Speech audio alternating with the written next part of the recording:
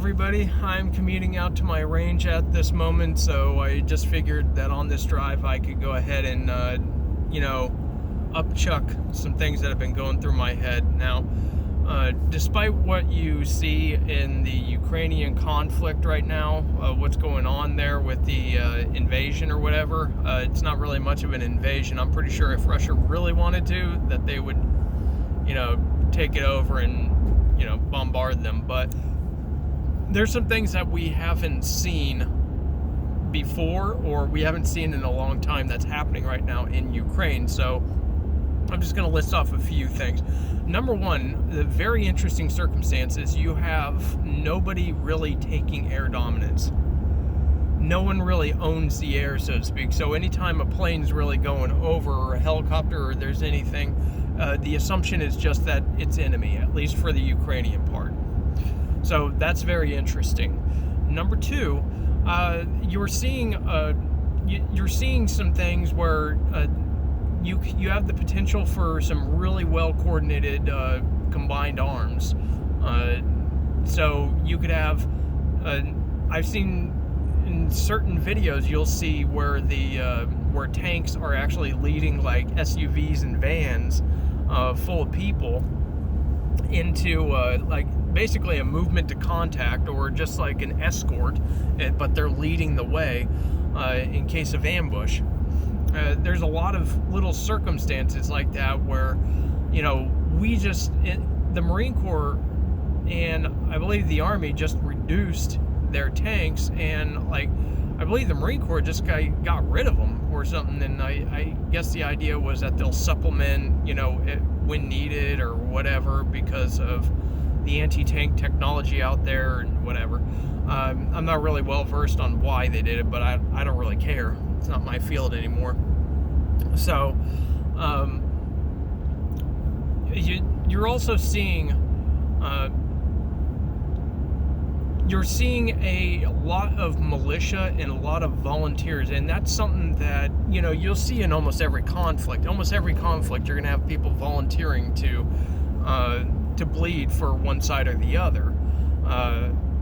Now, as far as conventional, what's happening is volunteers are being given uniforms and weapons, and the world is trying to support them, but based on most reports, those weapons are being sold in the black market by Ukraine, not actually being taken to the front line. So yeah, there's some scandalous stuff going on there, but not to mention Ukraine was basically founded on corruption, but whatever. But here's another thing. Instead of asking for weapons, why aren't they asking for antibiotics? Because there's been some people who have come back from Ukraine who are getting sick from pneumonia or some other crap, or getting infections, and they're dying or losing limbs or something like that. And it's so you're asking for guns and ammo from all around the world. I mean, why aren't you asking for antibiotics and the more advanced wound care, or the ability to sustain stuff? Because there's a lot of guys that were going in there that had no real medical equipment for themselves, and let alone tourniquets. So I mean, the training there that people are getting, for the most part, is you're getting a week or two of training. And if you know anything about military-based training, it's a lot of BS, a lot of hurry up and wait, and then a couple of times where you're given some actual information, but you're so exhausted and you're so distracted, and it's presented so poorly that what you get out of it is not very much. So military training is not really as great as you'd like to think. It's more on you to kind of go through your repetitions, and most of the time you have to earn a lot of that experience in blood, and unfortunately a lot of people have been getting punished trying to learn some of these lessons. People are learning that linear danger areas are dangerous. There's sometimes when you can't follow a military formation if you'd like to, because Ukraine and Russia have been setting out mines and booby traps against each other. So you're seeing this very interesting hodgepodge of things that you could actually learn from now. If you seriously believe that we could be in nearly the same boat as Ukraine and basically having to recruit people from the population to train them, then maybe you need to learn these lessons from Ukraine now. The different things that they're lacking, the type of training they're lacking. I mean, you can tell somebody how to, shoot a gun, but them actually being able to is, it's here and there. And I'm seeing a lot of spraying and praying, unless they're part of a more elite unit, and then they're still, just cranking off rounds.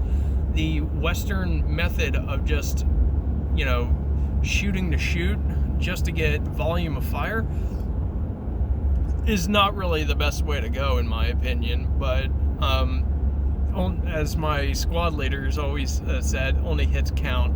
It's like almost doesn't count. So yeah, that's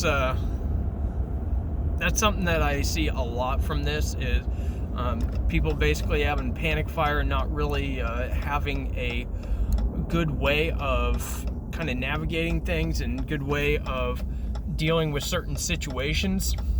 So they'll get contact and they'll want to move from one piece of cover to another, but they don't really have a good way of doing that. They don't really cover each other very, I would say, smartly. Now, military tactics aren't always universally applicable, but when you have a bunch of people with very little dispersion and they're just shooting in the general direction, nobody's communicating like, hey, they're over there, this is their range and stuff like that, nice and organized, then you're gonna have problems. But I mean, when you have a week or two to train people, that's kind of what happens. But maybe you could actually train that now and actually get a baseline. And maybe if you start training people specifically on that kind of stuff, like shoot, move, and communicate.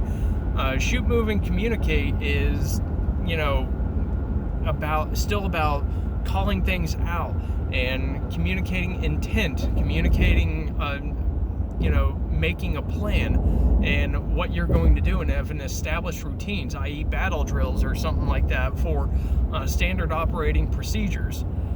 So there's a lot of things that you can learn from Ukraine right now, despite the political crap that's going on behind it. This is just a way of sucking money and stuff, and for whatever reason, our elected or actually unelected officials